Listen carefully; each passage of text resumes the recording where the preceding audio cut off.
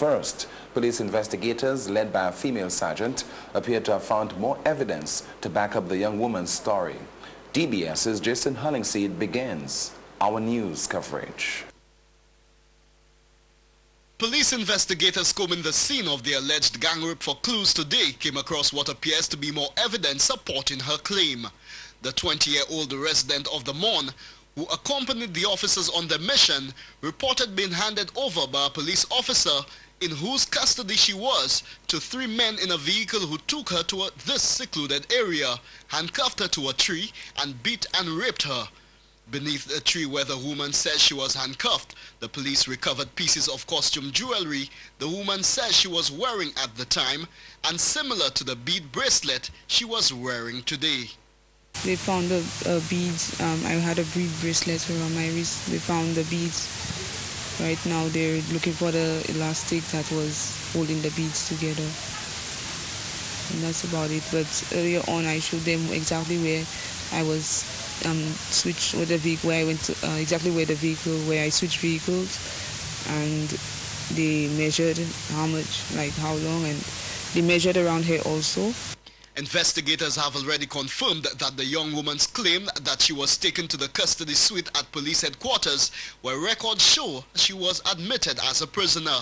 The woman says she was taken there after being raped and beaten, only to be beaten again by another police officer.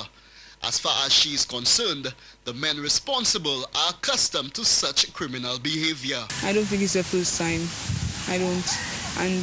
And they thought maybe I would have hide everything, like I would not come up front with anything. I would just like, since I'm free, and just forget about the whole thing. But I can't, because right now the way I'm feeling right now is like I'm feeling worthless. And then the officer asked me if I wanted grommet, and it's like I could have just take a bottle of grommet and drink, because I'm so ashamed. Like the way I'm feeling right now, I try not to cry, but I see I will still run down my face, but I'm trying my best to be as strong as I could and as strong as I can.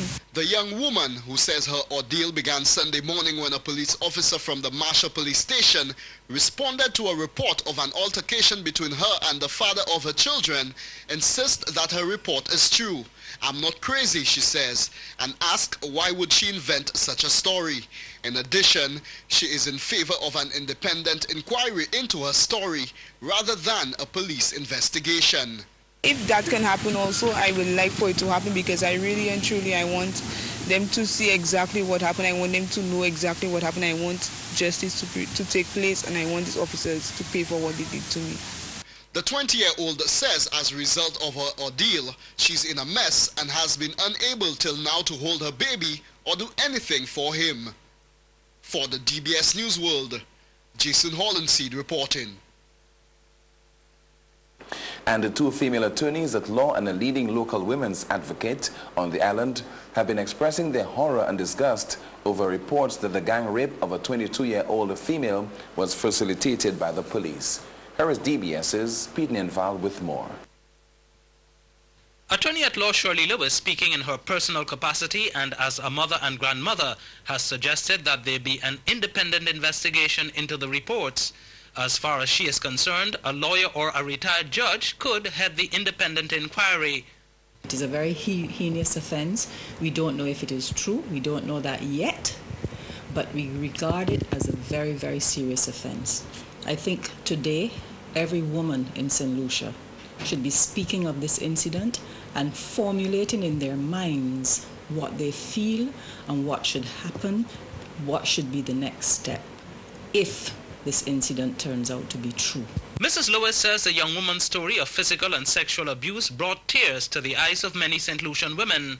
Human rights lawyer Mary Francis, for her part, called the story scandalous, shocking, and unbelievable. Ms. Francis feels it is sad that women seeking the protection of the law are so violently abused by persons who are supposed to be protecting them. I don't know the truth of the matter, but from what I saw, I don't think the young woman would make such allegations if there was no truth to the whole thing. So the whole thing is rather appalling. And when I think things will be improving by the behavior of some members of the police force would be improving, there seems to be a serious problem, and I'm wondering how exactly they can really stamp out this abuse of human rights by certain members of the police force. Ms. Francis feels the matter should be the subject of a serious inquiry and that charges should be brought against those responsible. The head of the local chapter of the Caribbean Association for Feminist Research and Action, on the other hand, believes that while unsettling, the reported act by the men who abused a young woman may not be the first. It really gives one the impression that this appears to have been something perhaps that has been going on.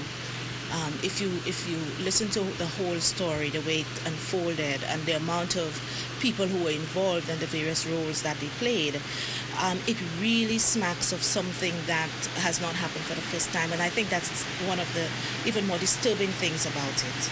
And so I really believe something needs to be done more than the usual, okay, it's going to be investigated. Attorney at Law Shirley Lewis says it's the kind of incident that one only hears about in countries that are at war.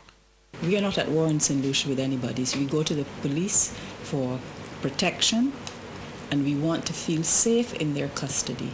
And I really hope that the Commissioner of Police will take this matter so serious that by perhaps the end of next week, we will hear something about this matter and how he intends to deal with it.